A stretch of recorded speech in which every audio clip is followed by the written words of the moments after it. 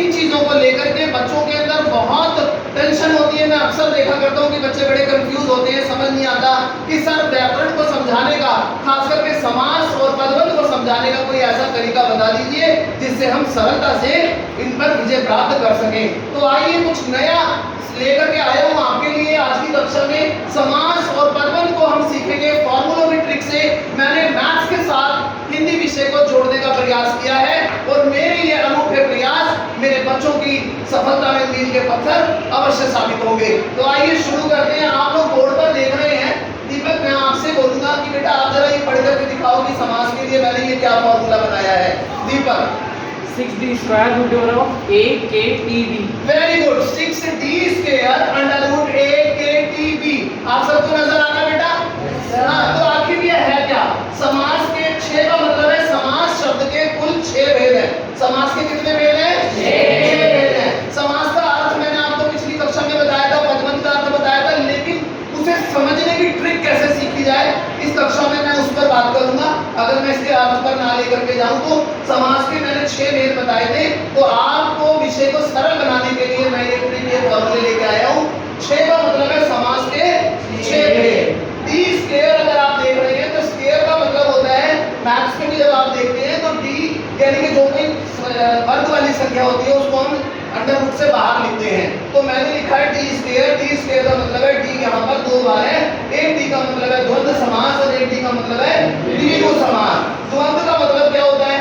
जहां पर दोनों पद प्रधान हो उसे द्वंद्व समास कहते हैं। जैसे दाल रोटी, दाल और रोटी, दाल चावल, दाल और चावल, राजा रानी, राजा और रानी। ठीक है। अब यहाँ पर द्विगु, द्विगु का मतलब है तो दोनों डी से शुरू हो रहे हैं इसलिए द्विगु समास। द्विगु का मतलब है जहां पर पहला पद संख्यावाची हो, जहां पर मैं गिनती की बात करूं। जैसे चौराहा, 4 राहों का समूह। जोर से बोलिए, 4 राहों का समूह। चवन्नी, 4 आनों का समूह। पंजाब, 5 आबों का समूह। आब क्या होते हैं? आब मतलब अगला है ए, अव्ययी भाव समास। ए और अव्ययी भाव, जहां पर पहला पद प्रधान हो, अव्यय हो, या जिसका अव्यय क्या होता है, यानी जिसका कोई अपना अर्थ ना हो करके लेकिन वो उसके साथ लग जाए।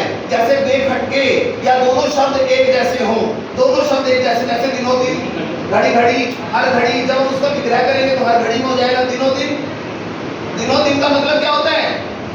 प्रत्येक दिन, प्रत्येक दिन, बीचों बीच, बीच ही बीच में, रातों रात, रात ही रात में। ऐसे ही कर्मधारय। कर्मधारय का मतलब है जहां पर, कर्मधारय का क्या मतलब है? जहां पर विशेषण और विशेष्य दोनों पदों में विशेषण विशेष्य या उपमान उपमेय का संबंध हो। जैसे लाल टोपी, लाल है जो टोपी। हरी मिर्च, हरी है जो मिर्च। काली मिर्च, काली है जो मिर्च। नीलकंठ, नीला है जो कंठ। अब यहाँ पर टी, तत्पुरुष समास। तत् का मतलब संस्कृत में होता है दूसरा, जहां दूसरा पद प्रधान हो वहां पर तत्पुरुष समास। अब कारकों पर निर्भर करता है ये समास। जैसे आपने कारक सुने होंगे, कर्ता ने कर्म को करण से, लेकिन यहाँ पर कर्ता नहीं होता, बाकी सारे के सारे होते हैं। और एक और भी होता है लास्ट वाला, संबोधन। बाकी सारे होते हैं। इसमें कर्ता को छोड़ करके करण तत्पुरुष, संप्रदान तत्पुरुष, अपादान तत्पुरुष और संबंध तत्पुरुष, ये सारे हो गए इसमें। तो यहाँ पर जैसे रसोई घर, रसोई के लिए किसकी विभक्ति है बताइए? संप्रदान के लिए, तो संप्रदान तत्पुरुष हो गया। बी पर बहुव्रीहि, जहां दोनों पद मिलकर के किसी तीसरे पद की ओर इशारा करे, दोनों ही पद प्रधान ना होकर के कोई तीसरा पद प्रधान हो, वहां पर जैसे लंबोदर, लंबा है उदर जिसका, अर्थात लंबे पेट वाले कौन? भगवान श्री गणेश। जैसे वीणा पाणी, वीणा है पाणी, पाणी मतलब हाथ, पाणी में जिसके किसके हाथ में वीणा? महादेव। यानी कि अगर हम बोले नीलकंठ, तो मैंने देखो समास पूर्ण का विग्रह पर निर्भर करता है। पहले वाला नीला है जो कंठ, क्योंकि उसमें विशेषता बताई जा रही थी कंठ के नीले होने से। लेकिन अगर मैं बताऊं नीला है कंठ जिसका, अर्थात शिव, तो वहां पर कौन सा समास हो गया मेरे बच्चों? बहुव्रीहि। तो आशा है आपको ये फॉर्मूले की ट्रिक जो है वो समझ में आई होगी। क्यों बैठे हैं खाली? बजाओ अपने लिए ताली।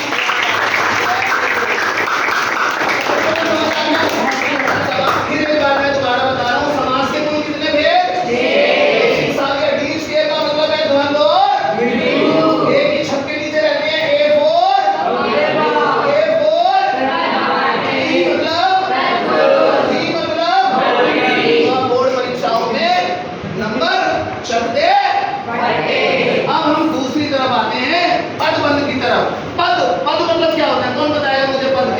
Very good. मैं अकेले एक तमन्ना से पूछता हूँ, तमन्ना बताएगी पद का मतलब क्या होता है। खड़े हो जाओ बेटा, पद का मतलब बताओ, उधर देख के बताओ। Very good. जब शब्द वाक्य में प्रयोग होकर के अपनी स्वतंत्रता को खो देते हैं और व्याकरणिक नियमों में बंध जाते हैं, तब वो क्या बन जाते हैं? पद। अब पद और बंध, जब पद एक वाक्य में बंद करके सभी पद मिल करके एक ही कार्य को पूर्ण करें, एक ही कार्य को पूर्ण करें, सबका काम एक ही हो, तो वहां पर पदबंध होता है। अब पदबंध के कुल कितने, यहाँ पर मैं फिर एक ट्रिक लेके आया हूँ, एक फार्मूला 5 मतलब पदबंध के एस स्क्वायर। क्यों आया एस स्क्वायर? दो ऐसे संज्ञा और के स्क्वायर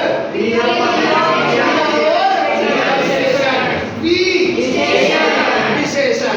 एस स्क्वायर संज्ञा पदबंध, एस का मतलब है सर्वनाम पदबंध, तो ये स्क्वायर में बन गया। के स्क्वायर क्रिया और क्रिया विशेषण है, वी मतलब विशेषण पदबंध। संज्ञा पदबंध कहाँ पे होता है? कौन बताएगा? संज्ञा किसे कहते हैं पहले तो ये बताइए। बताओ, अभी ना बताओ, संज्ञा किसे कहते हैं? किसी व्यक्ति और स्थान और किसी वस्तु का नाम को संज्ञा कहते हैं। किसी वस्तु, व्यक्ति या स्थान के नाम को संज्ञा कहते हैं। अब जहां पर वाक्य के अंदर इस पद तक रेखांकित होगा संज्ञा पदबंध तक, वहां पर कौन सा पदबंध होगा? संज्ञा। सर्वनाम क्या कहते हैं? संज्ञा के स्थान पर आने वाले शब्दों को सर्वनाम कहते हैं। अब आपने देखना है कि रेखांकित कहां तक है प्रश्न पत्र में। जहां तक रेखांकित यानी अंडरलाइन होगा, अगर वह पद सर्वनाम हुआ, तुम, यह, वह, इस तरीके से कुछ, तो वहां पर क्या होगा बेटा? सर्वनाम पदबंध। जैसे संज्ञा का उदाहरण देखो, संज्ञा का कोई उदाहरण बताओ। वह अलमारी काले रंग की थी, तो यहाँ पर कहां तक अंडरलाइन होना चाहिए? अलमारी क्या है? संज्ञा। ठीक है, तो यहाँ पर संज्ञा पदबंध हो गया। अब सर्वनाम पदबंध, वह अलमारी तुम बिल्कुल नहीं उठा सकते, तुम तक हो गया, तो तुम क्या है? सर्वनाम। क्रिया पदबंध, वह अलमारी तुम बिल्कुल नहीं उठा सकते, उठा सकते। उठाना क्या है यहाँ पर? क्रिया। तो क्या हो गया? क्रिया पदबंध। क्रिया विशेषण पदबंध, बताइए क्रिया विशेषण, क्रिया की विशेषता बताने वाले शब्दों को क्रिया विशेषण कहते हैं। जैसे माँ थक कर सो गई, क्रिया क्या है इस वाक्य में? सो गई। क्रिया क्या है? सोना। सोने की विशेषता किससे पता चल रही है? थकने से। तो थक कर क्या है बेटा? क्रिया विशेषण पदबंध। क्रिया विशेषण पदबंध। आखिरी विशेषण पदबंध, संज्ञा व सर्वनाम की विशेषता बताने वाले शब्दों को विशेषण कहते हैं। विशेषण पदबंध की एक पहचान आपको मैं बता दूं, जहां पर भी अंडरलाइन होगा, जहां तक अंतिम पद, उससे अगला ही पद आप देखेंगे तो या तो वो संज्ञा होगा या फिर सर्वनाम, क्योंकि उन्हीं की तो विशेषता बता रहा है ना? उन्हीं की विशेषता वो शब्द बता रहा है, वो पद बता रहा है, इसीलिए वहां पर विशेषण पदबंध है। कक्षा 10वीं में पढ़ने वाले सभी छात्र अनुभवी और समझदार। अब बताइए, अनुभवी और समझदार, समझ आ गया? ठीक है। सबको डांटने वाली वह अध्यापिका आज चुप क्यों है? विशेषण क्या है इसमें?